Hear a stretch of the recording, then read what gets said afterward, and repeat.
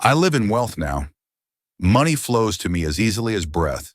Most people chase money like it's running from them. Neville Goddard didn't. He whispered a dangerous truth. Money isn't earned. It's assumed. Wealth is not a paycheck. It's a state. And a state? It's just a feeling. I'll be real with you.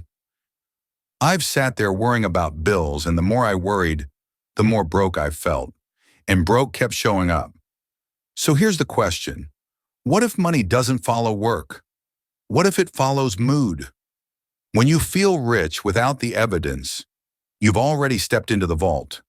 So how do you enter that state?